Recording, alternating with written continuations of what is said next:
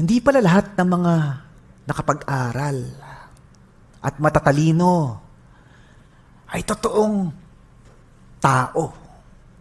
Hindi pala lahat ng maraming blessing galing kay Lord nang be-blessed ng iba. Yun ang kanyang reflection. Hindi naman lahat. Meron ding mga tumulong siguro, meron ding mga mapagkawang gawa, pero not everyone who was blessed by intelligence or wealth or strength are helping others. Pero yung mga, sabi niya, minsan gulatan daw sa lipunan. There are surprises in society. Sabi niya, yung mga walang-wala, sila yung tumutulong. Bakit yung mga nagdarahop at sila rin gutom, wala rin silang makain, sila yung tumutulong sa mga nagugutom at naghihirap? Sabi niya, very interesting, very fascinating.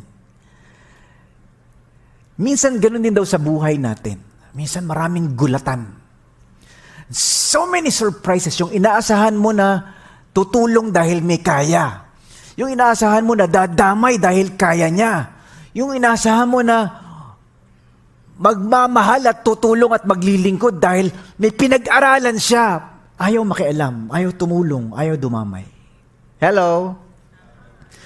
Pero yung hindi mo inaasahan na sila rin yung nangangailangan ng tulong, sila rin yung kailangan ng pagdamay. They're starving, they're poor, but they are helping. Gulatan daw. So the book of 1 Corinthians is all about pleasant surprises and painful surprises as well. So nagpapatuloy po tayo. Minsan, yung inaasahan ng mundo na matalino, magaling, matagumpay, mayaman, sa mata ng Diyos sila yung nagdarahop, sila yung sablay, sila yung hindi marunong magmahal. Pero yung mga tao na sa tingin ng tao, hindi marunong, hindi magaling, hindi mayaman, hindi matalino, sila yung sa paningin ng Diyos tagumpay kasi nagmamahal kahit masakit, tumutulong kahit masakit, nagpapatawad kahit masakit. And that is 1 Corinthians for all of us. The Apostle Paul brings us back to the message of the cross. The cross is the antidote to all divisions. The cross is the antidote to all arrogance. The cross is the antidote to all false conceptions of success and wisdom. Yung totoong matagumpay at marunong, pag tinapat mo sa krus, mapapahiya. Kasi yung totoong matagumpay sa mata ng Diyos ay yung mamang namatay sa krus.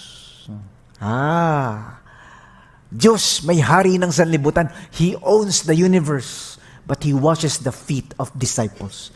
He owns the heavens and the earth, but He gave His life for filthy sinners. Ang dudumi, inakap niya. Binabastos, dinuduroan siya. Pinapatawad niya. And that's the cross. Apostle Paul says, matitigil ang hiwalayan niyo, matitigil ang yabangan ninyo, balikan niyo yung krus. So that's why today, the title of our reflection for chapter 2 is The Cross at ang tunay na karunungan. Makulit si Apostle Paul eh. Binabalik-balikan niya lagi yung pagkakaiba ng wisdom galing sa mundo at wisdom galing sa krus. Magkaiba. You can sense the contrast. The standards of God's wisdom, the standards of God's success, and true wealth in the eyes of God, and the definitions and the criteria for human standards. Grabe, ano? And so, Corinthians invites us to this painful surprise. Akala ng mga tao, walang kwenta sa harap ng Diyos. Siya pinakamagaling. Akala ng tao, bobo sa mata ng Diyos. Siya talaga yung marunong. Kasi sumusunod sa krus. Pinapamuhay ang krus. Amen? Maalala natin that the book of 1 Corinthians can be divided into 3 parts. Alam niyo na yan. Chapters 1 to 4 is really all about divisions in the church. Away sila ng away. Yabangan sila ng yabangan. Yan. Then chapters 5 to 14 is about disorders in the church. Maraming mga maggugulo at maggusot ng mga relasyon. Yung asawa mo, iniwan mo para humanap ng iba. Yung kinakasama mo ngayon, hindi mo naman asawa. Yan, dami nilang pinagtatalunan. So many scandals, so many immorality, and so many factions in the church. Yung finally, chapters 15 to 16 is all about doubting in the church. Parang yung faith nila, madaling maalog, madaling mayanig, no? They are easily shaken. Totoo ba na nabuhay si Jesus mula sa mga patay? O nanatiling kalansay ang bangkay niya? Is the resurrection real? Is the cross dying for our sins? Jesus, is that genuine or real? Ang dami nilang mga tanong. But in the end, the Apostle Paul invites the people in Corinthians, the Christians, the believers in Corinth, to understand who they are in Christ and live out who they really are. And then, chapter 1 and chapter 2, he begins his rebuke and his message to them. Ang simula talaga ng Corinthians is back to the cross. Balikan ninyo ang kahulugan at kabuluhan ng krus sa inyong buhay, sa inyong relasyon, sa inyong church, sa inyong pamilya. Remember, in chapter 1, he mentions this. Sabi niya, "For the message of the cross is foolishness to those who are perishing, but to us who are being saved, it is the power of God." Sabi niya, if there is an anti-vaccine to the virus of arrogance, if there's an anti-vaccine to the virus of division, if there's an anti-vaccine to the virus of selfishness and church splits, naghihiwalayan kayo, nagyayabangan kayo, ang panlaban dyan, gamot dyan, is the message of the cross. He says, because the world through its wisdom did not know Him. God was pleased through the foolishness of what was preached to save those who believe. We preach Christ crucified. It's a powerful message, ha? Kasi pinagtatawanan ng mga tao yung krus eh. Yan ba tagapagligtas nyo? Namatay? Mas maganda yata, mas magaling yata yung mga Diyos namin. Wala kayo kay Zeus. Wala kayo kay Jupiter. Wala kayo kay Adonis. Walang kwenta yung Diyos nyo, namatay. Yan. Laughing at the cross. That's why they call it foolishness.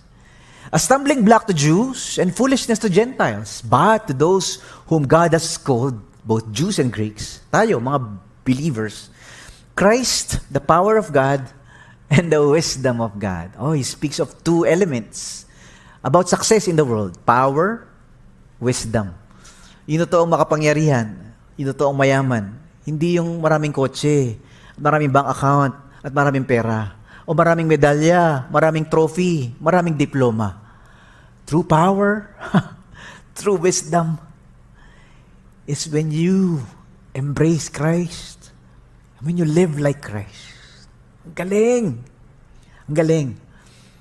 So that is why Apostle Paul invites us to understand this. The message of the cross is true wisdom.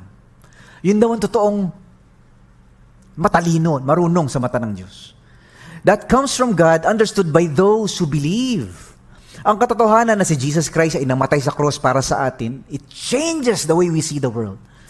Dati yabang-yabang mo, bigla mo naintindihan, the way up is the way down.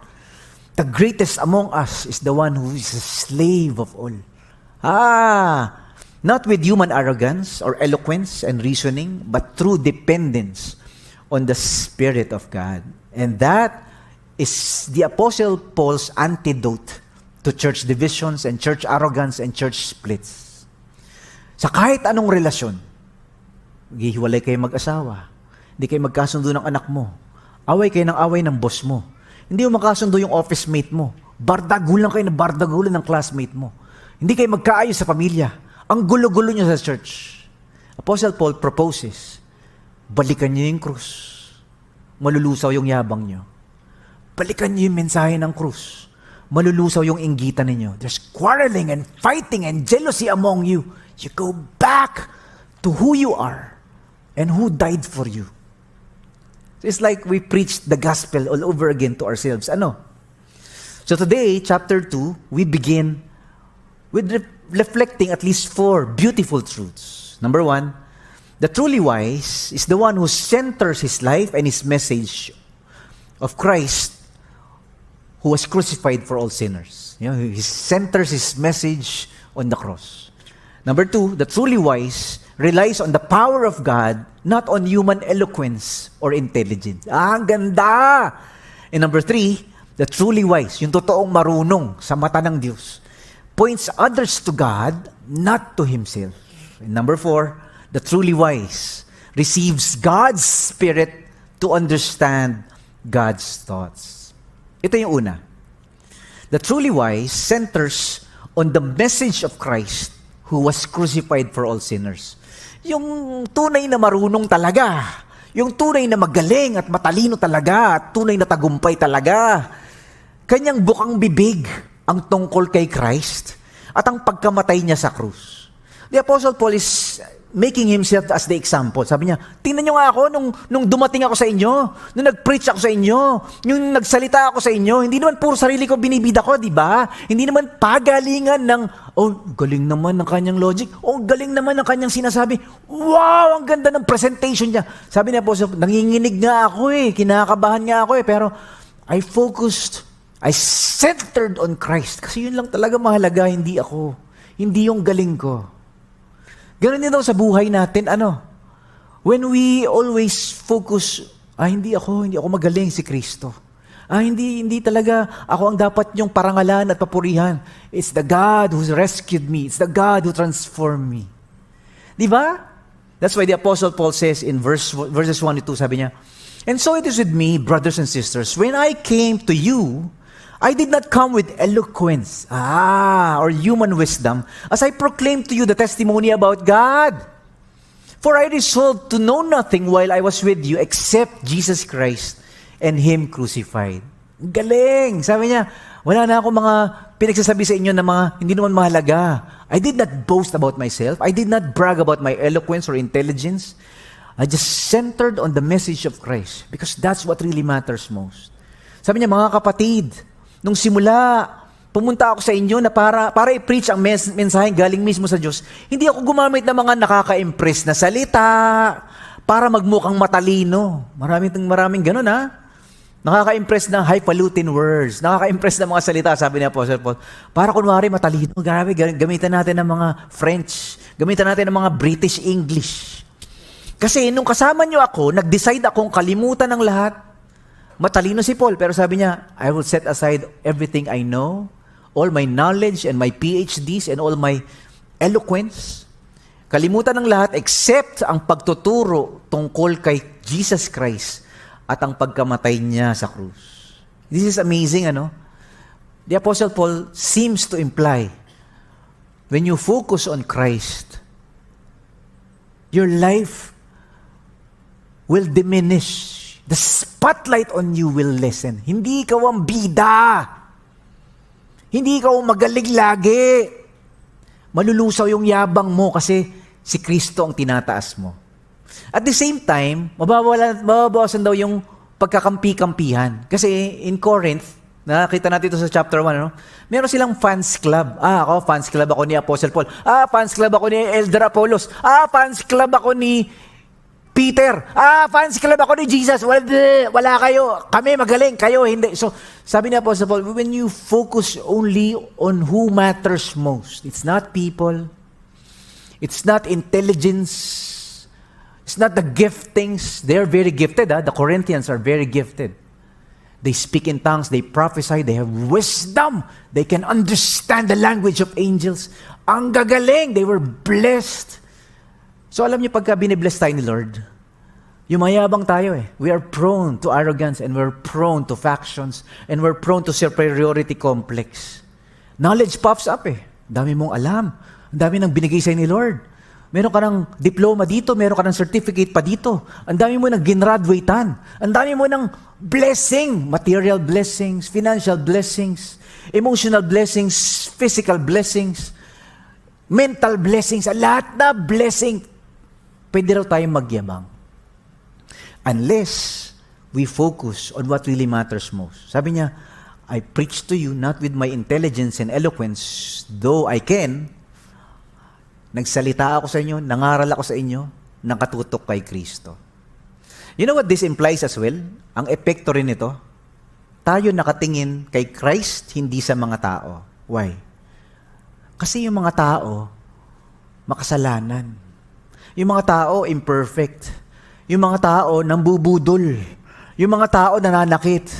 Nag-aaway kayo, hindi kayo magkasundo. So kung sa tao ka nakatingin, aalis ka sa church. Hello? Kung sa tao ka nakatingin, tatamarin ka mag-church. Kung sa tao ka nakatingin, ayaw mo na sa church. Pero kung kay Jesus ka nakatingin, haha, hello? Magpapatawad ka kasi si Kristo naman talaga mahalaga, hindi tao. Para daw pag mag-asawa yan, di ba? Pag may kinasal nga ako, lagi ko sinasabi, pinakasalan mo, makasalanan. Yung pinakasalan niya, mas malaking makasalanan. Pareho kayong makasalanan. Mag-aaway kayo, magtatampuhan kayo, magkakasakitan kayo. Kasi tayo hindi pa perpekto. Unless ang pangalan mo ay pekto. So that is the reason why Paul invites them. You center on Christ. You focus on the cross. Si Jesus lang talaga ang tingnan ninyo. Hindi tao kahit naggaano kagaling. Hindi tao kahit naggaano ka galing magsalita. Hindi tao kahit naggaano katalino o gaano kayaman. Kasi si Jesus lang talaga ang ating bida. Yan, that's chapter 1. Ang galing. Which leads us to the second portion of this reflection. Apostle Paul says, ang tunay na marunong, the truly wise, relies on the power of God, not on human eloquence or intelligence. Ang tunay na marunong, kanyang inaasahan ang kapangyarihan ng Diyos, hindi ang angking galing. Ang galing! While in the world, they define wisdom and intelligence and eloquence and success as, dapat umasa ka sa sarili mong galing. Dapat umasa ka sa sarili mong talino. Dapat sa sarili mong sikap at pagtsatsaga. While that is important, that is not enough. Because sa mata ng Diyos, ang totoong marunong, true greatness, true wisdom in the eyes of God, is dependence on God. It's like we acknowledge we are nothing without God. Tingnan niyo to. Sabi ni Apostle Paul, when I came to you, I did not come with eloquence or human wisdom. I came to you in weakness, with great fear and trembling. My message and my preaching were not wise and persuasive words, but with the demonstration of the Spirit's power. Kapangyarihan ng banal na Espiritu, kapangyarihan ng Diyos ang pinakita ko sa inyo. Nung pumunta ako sa inyo para i-preach ang mensaheng galing mismo sa Diyos, hindi ako gumamit ng mga nakaka-impress na salita para magmukhang matalino. Nakita nyo kung gaano ako kahina at nanginginig pa. Naninginginig pa ako sa takot nung nandyan ako sa inyo Nanginginig sa takot, no? Naranasan nyo ba yon? When you tell people about God, when you explain to people about the Bible, nanginginig daw si Apostle Paul. Parang kinakabahan siya. Hindi ako gumamit ng mga nakakabilib na salita at talino ng tao. Instead, pinakita ko sa inyo ang kapangyarihan ng Espiritu ng Diyos. When we display the power of God, that's true wisdom. Paano ba yung Pastor Mike? How do you know that God is at work? How do you know that God is powerful in my marriage? That God is powerful in my family? That God is powerful in my relationships? That God is powerful in my business or in my work? Or in my family? Or in the church? Paano ba yun? Sabi na po, you display the power of God, not eloquence, not intelligence, not impressive words, kundi kapangyarihan ng Diyos. Ay, grabe to, nasa Bible to The kingdom of God is not a matter of wealth and intelligence and eloquence. It's a matter of transformation through the power of the Holy Spirit. It's righteousness, peace, and joy in the Holy Ghost. Ito yung ramdam mo na may Diyos kasi nagkakabati kayo magkaaway. Ramdam mo na kumikilos ang Diyos kasi pinapatawad mo yung nang budol sa'yo at nang api sa'yo kahit masakit. Ramdam mo na Diyos ang kumikilos, hindi yabang ng tao. Kasi minamahal mo yung ayaw mahalin ng iba. Pinapatawad mo yung ang sakit-sakit ng ginawa sa'yo. When you see millionaires and brilliant, excellent people wash the floor and arrange the chairs and serve as ushers, ay grabe, wow, may Diyos talaga. Pare, mayaman yan, kilala ko yan, Grabe yung bahay niya. Grabe yung negosyo niya. Ang laki. He's helping the poor. And that's when you know God is at work. Yun, that's the Apostle Paul. It's the power of God. Nagkakabalikan yung naghiwalay. Nagpapatawaran yung magkaaway. Nawawala yung sungit at yabang nung tigasin. Hello? Mami, nagbago ka na. Daddy, anong nakain mo? Bes, ba't nawala ang yabang mo? It's the power of God. Nawawala ang bisyo. Nababago ang buhay. Umaayos sa pamilya. Nagpapatawad sa kaaway. Binabato ng tinapay yung nagbato sa kanya ng bato. It's the power of God. Hi. And that is how the cross is seen in our lives. Kitang-kita yung cross sa buhay mo. Grabe. The man who forgave those who spits on him. Papatawad mo ba yung mga taong dinuraan ka? Sinaktan ka, inabuso ka, pinagsamantalahan ka? That's the cross. That's the message of the cross. And that's why it's so powerful kasi hindi pa talinuhan, hindi pa yamanan. Yung totoong galing sa mata ng Diyos ay yung galing magmahal, magpatawad, magpakumbaba. That's why Jesus says, the greatest among you is the slave of all. Yung handang paglingkuran kahit masakit. Yung handang magtumulong kahit na nakakahiya. Yung handang maglingkod, magpatawad, magmahal, magbigay, magparaya. Dahil sa krus. Ito ang turo ng cross. This is the way of the cross. It's the way of humility. It's the path of forgiveness. It's the way of sacrifice. It's pain that brings glory. No crown, no glory. Ay grabe no, si Apostle Paul binabalik niya lagi. It's the cross. It's the cross. Hindi kayo maghihiwalay. Hindi kayo magyayabangan. Balikan ninyo ang mensahe ng krus. That's why he made a contrast. Makikita niyo to. Human wisdom, according to the Apostle Paul, from the world is driven by arrogance, results to disunity. Ay grabe, yabangan sa mundo. The human wisdom from the world is self-preservation. Dapat ako muna. Pamilya ko muna, pakialam ko sa inyo. Yan. Fights back and defend. Dapat gantihan mo, dapat balikan mo, dapat banggain mo rin. Gasgasan mo rin. Siraan mo rin, pare. Hindi pwede yan. Naku, lintik lang, walang. That's the way of the world. Pagalingan, patalinuhan, payabangan. The shiniest bling. That's the standard of human wisdom. But the spiritual wisdom of the cross, beautiful. It's driven by humility which produces harmony. Antidote sa division talaga no? Gives up one's rights for the good of the others. Sacrifices the self for the interest of others. It's the cross. It's the cross. Finds forgiveness and praise for the attacker. Lord, forgive them. Binabato si Jesus. Dinuduraan, minumura, pinagtatawanan. Forgive them. He forgives the attackers. They don't know what they're doing. Travels the road that brings unity and unison and relinquishes control in order to be controlled. Amazing, amazing. It's the servant path. It's the path of the one who died on the cross. Kaya ang Bible daw, punong-puno ng gulatan. Painful surprises, but pleasant surprises as well. Gulatan talaga, magugulat ka, ha? Yun bang pananaw ng Diyos sa magaling? Yung naglilingkod, yung alipin ng lahat, yun ang magaling sa mata ng Diyos, hindi yung sikat, hindi di ba when we have elections, sino bang iboboto mo pare? Sino bang magaling? Sinong may PhD? Sinong matalino? Sinong magaling magsalita? Sinong magaling mambol? Sinong mukhang Korea ng kutis? Sinong gwapo? Sinong maganda? Sinong sikat? Ang galing sa poster, photogenic. Yan, boboto ko yan pare. Bakit boboto? Ang ganda Di ba? Matalino mayaman Siyempre, hindi na magpapayaman niya. Mayaman na. So, marami tayong. But God looks at the heart.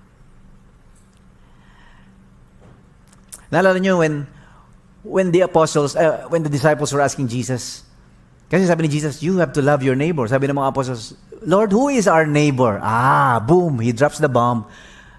He gives them a surprise. Mahilig si Jesus sa mga twists. Plot twists. No? Para kang nanood ng series. Ay, may pare, daming twists. Yung, kala mo yung hero, kontrabida pala. Yung bida, salbay pala. Oh, daming twist, pare. Ang galing! Jesus loves that. So he tells a story. So who is our neighbor? Sino ba yung magaling? Sino ba yung totoong nagmamahal sa kapwa? So he tells a story.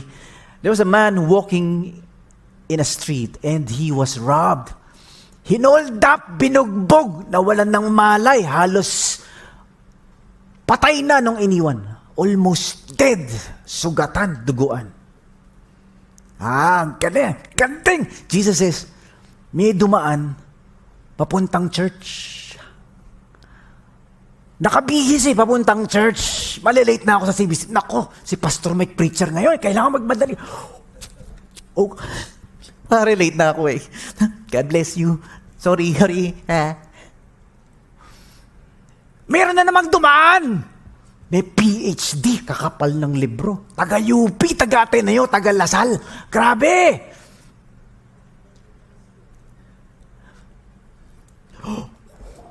Oh, paano ba to? Malilate na ako dami kong kargang libro. Sorry. God bless you. And Jesus says, gulatan talaga. May dumaan nakatato. Nakatato mula kilay hanggang dami tato. Ano tawag ito? Ear piercing. Ano ba? Nose piercing, ear piercing, lip piercing.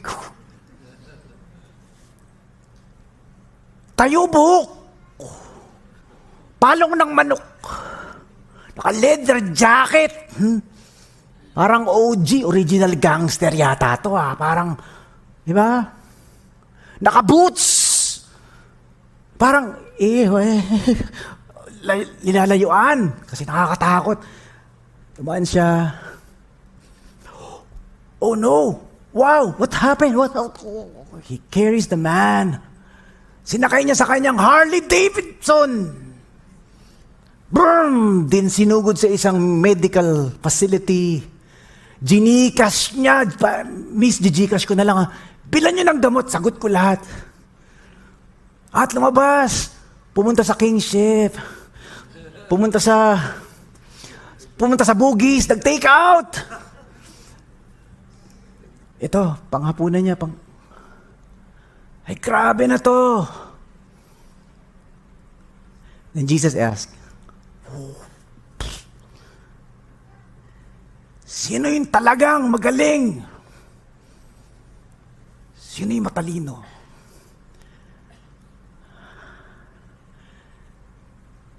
Sa mata ng tao, siyempre yung may PhD, siyempre yung makapalang libro, siyempre yung taga-UP, Lasal, Ateneo, siyempre yung magaling magsalita, siyempre yung nasa church. Sabi ni Jesus,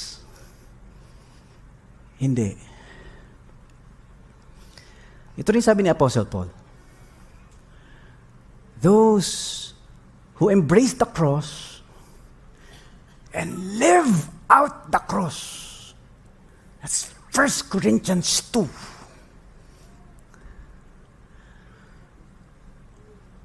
Nagmamahal kahit masakit. Nagpapatawad kahit masakit. Nagbibigay kahit masakit. It's the antidote to church divisions. Nalulusaw yung yabang mo. Nawawala yung galit. Nawawala yung sarili ko lang, ako lang magaling. The cross changes how we see the world. Yung totoong matalino, yung totoong mayaman, yung totoong magaling, yung totoong tagumpay sa mata ng Diyos. Naguhugas ng paa. Pinapatawad yung binabas siya. Hello? Praise God. Palapakan natin ang Panginoon. Thank you, Lord. Thank you, Lord. Which brings us to point number 3. Apostle Paul says, the truly wise points others to God, not to himself. Ang tunay na marunong, kanyang itinuturo si Lord sa mga tao, hindi sa kanyang sarili. Yan, ano? Ibig sabihin, marami kasi sa kanila, sa Corinth, ang tinuturo yung mga tao na magagaling. Tinuturo yung sarili nila na magagaling. Talagang yabangan. Marami ko alam. They believe in special knowledge. Yung mas maraming alam. Sila talaga yung nakaangat. They believe in the dichotomy of the spirit realm and the physical realm. So sabi nila, the more, this is Aristotle, this is very, very Greek. The more you know, lots of knowledge, the more you are superior to those who know nothing but food and appetite and pleasure and physical things. Yung gadget, Lazada, Shopee lang alam ng mga yan. Pero ikaw, pare alam mo yung mga philosophy at yung mga secret knowledge at yung mga matitindi, mabibigat. Yan. So, that's very, very Greek. That's Corinthians. Paramihan ng alam. But the Apostle Paul reverses that. Sabi niya, the truly wise is the one who focuses not on his own strength and eloquence and wisdom, but on the power of God, on the grace of God, on the presence of God in his life. Meron nga tinanong minsan na isang umaten sa church. Not this church, but another church. Tinanong yung isang babae, matandang babae na, matagal na siya sa church. In-interview siya ng pastor. Sister, bakit ka ba tumagal sa church na ito? Bakit ka ba dito nag-church? Ang dami namang ibang mas magagandang church dyan sa paligid natin. Bakit dito ka pa nag-stay? So, unang tanong ng pastor, let me guess. Kasi maganda yung music, maganda yung worship natin, di ba? Galing ng ating mga instruments, kita mo naman. First class lahat yan, top of the line. Sabi nung sister na ito, na senior citizen, sabi niya, Pastor, yes, I love the singing and the worship, but that's not the reason why I stayed. Whoa! Sabi niya, alam ko na. Siguro na gusto mo yung facilities natin. Kita mo naman, aircon, convenient parking, ang daming upuan. Yung pag-upo mo, talaga para ka nakaupo sa couch, yung matutulog ka. Grabe, very comfortable. Meron pa tayong kape. Sabi nung sister na ito, yes, Pastor, I appreciate all of these beautiful facilities. These are blessings from the Lord. But that's not the reason I stayed in this church. Hindi. Alam ko na. It's because we have good preaching. We have good pastors who explain to us the Word of God. Ang galing ng ating mga preachers. Sabi ng pastor. Sabi nung sister, yes, I love our pastors. They're all good preachers. But that's not the reason. The main reason I stayed. It's not all of those. So the pastor, puzzled, sabi niya, bakit ka nag-stay dito sa church na to kung hindi yun ang mga dahilan? The sister said, well, I stayed in this church because there were people in this church I saw with my own eyes. They forgave their spouse when their hearts were broken. Their children, their lives turned around. Nagbago ang buhay, pastor. Yung nag-aaway, nagkabati. Yung mayabang na kilala ko, hindi na masungit at nagsiserve na sa iba. In other words, she saw the power of God. It's not eloquence, it's not wisdom that brings people, it's not human intelligence, it's not impressive programs that bring people to the Lord. It's the power of God in our marriage. It's the power of God in the midst of our conflicts. It's the power of God in our relationships. It's the power of God in our communities. Nakikita ng mga tao eh. That's why there was a missionary who said, preach the gospel. Sometimes, if you must, you need to say something. Sabi niya, sometimes, magsalita ka, pero madalas, you don't need to speak. You just need to live out the good news. Be the good news before you speak the good news. Ang galing. And that is what 1 Corinthians chapter 2 is inviting us to. So that's why Apostle Paul says in verse 5, rather than using clever and persuasive speeches, I relied on the power of the Holy Spirit. That's 1 Corinthians 2. Ang galing, ano? Kaya hindi sa talino lang ng tao nakabase ang faith nyo, kundi sa kapangyarihan ng Diyos. And finally, point number 4, galing, chapter 2.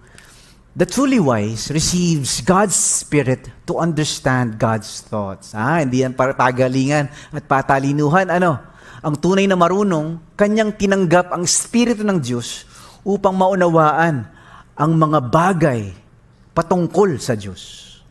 Apostle Paul says in verse 11 to 13, he says, no one can know God's thoughts except God's own Spirit, and we have received, we have received something that the world does not have. We have received God's Spirit, not the world's spirit, so we can know the wonderful things God has freely given us. When we tell you these things, we do not use words that come from human wisdom. Instead, we speak words given to us by the Spirit. Ang galing! Ang Espiritu ng Diyos ang nakakaalam ng lahat ng tungkol sa Diyos.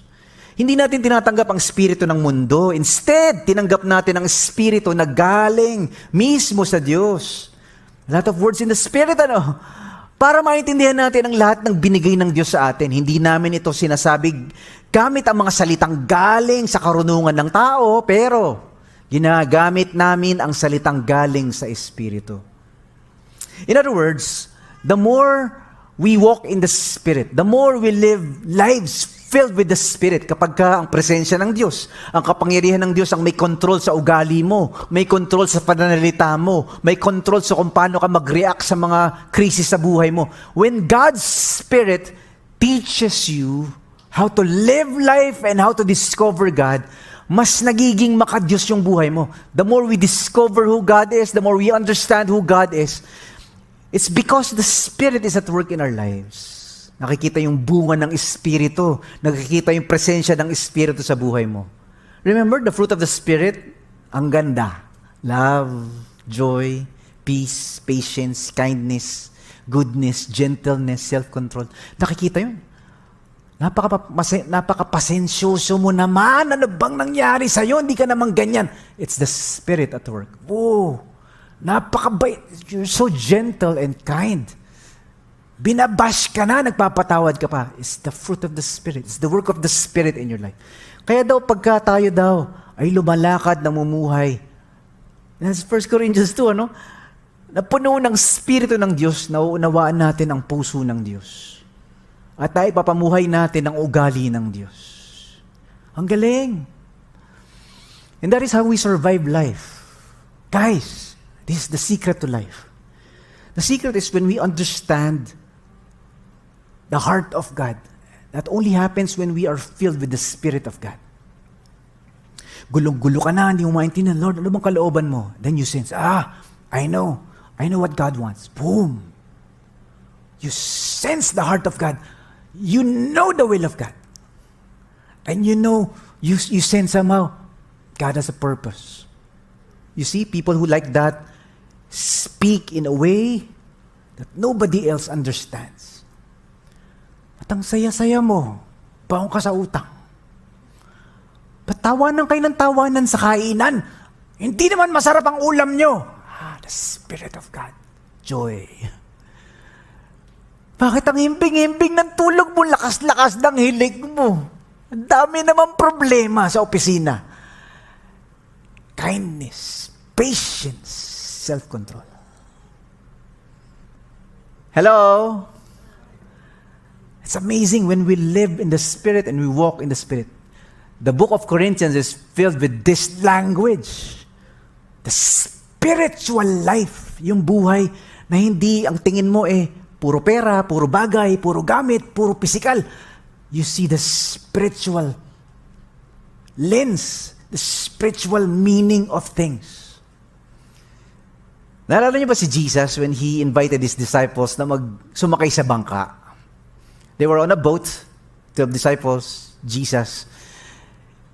And they went to the lake or the Sea of Galilee. Kakaiba ho itong ilog na ito, itong lake na ito. Tama ba? Ang ilog, lake, hindi ano? Ang ilog, river. Ang lake yata ay lawa. So, if you've been to the Holy Land, Galilee is like a bowl. Para huyang mongkok, tama? Mangkok. It's like a bowl. It's surrounded by mountains. It's surrounded by... Parang wala masyadong outlet. So when a storm signal number 1 comes, it never stops. It just bounces. So kinakabahan lahat ng mangingisda na datnan ng bagyo sa gitna. It's a trap. It's a death trap. So if you are on a boat with veteran fishermen like Peter and James, di ba? Pagka kasama mo ay mga dekada ng mangingisda at ang mga mangingisda nagpanik, magdasal ka. Ba't yung mga mangingisda nagpapanik? Kasi hindi talaga maganda yung sitwasyon.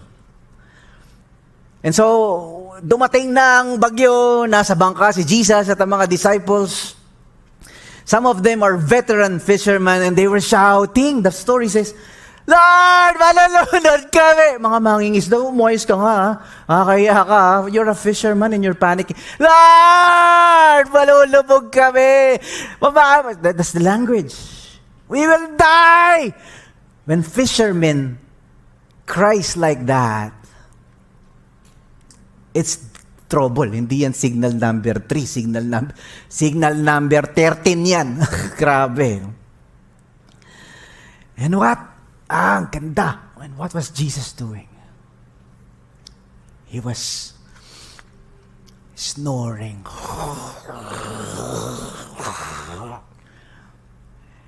And they were upset. Ba't natutulog si Jesus? And then he stood up and rebukes the wave and the wind. Boom! And they were in awe. Who is this man? The waves and the wind obeys him. See, the Spirit-filled life teaches us a different path, a different lens, a different perspective that the world cannot understand. May bagyo, may pandemic, sabi ng doktor, may cancer ka. Sabi, wala nang gamot dito sa sakit na ito. Hindi na babalik ang anak mo, yung mahal mo, iniwang ka na. Lord, tulungan mo na. And then we understand. Jesus says, tulog, pwede kang maghilik. Kaya ko yan, bagyo lang yan. Tatakay mga kapitbahay mo. Ba't kayo nakangiti? Tayo niyong problema. Kasi si Jesus nasa bangka. Ba't ang saya-saya niyo? Dami niyong utang. Daming problema sa negosyo. Si Jesus nasa bangka. Tulog. Kaya ko to. Bakit ang himbing ng tulog mo? Di na masarap ang buhay nyo. Di nga kayo mayaman. Si Jesus nasa bangka. So the Spirit teaches us things the world cannot understand. Wala kang pera, masaya ka. Wala kang kabit, masaya ka. Wala kang bisyo, masaya ka. Wala kang kotse, naghahabol ka ng MRT, pasaya ka. Si Jesus, nasa bangka. The cross changes the way we see things. Hindi ka nakikipag-agawan. Hindi ka nakikipagpagandahan. Hindi ka nakikipagpatalinuhan. Hindi ka nakikipag-away para ikaw ang sikat. We serve, we die, we sacrifice, we give, we forgive, we love. Because we understand the meaning of the cross. Tandaan niyo to. The message of the cross is true wisdom that comes from God, understood by those who believe.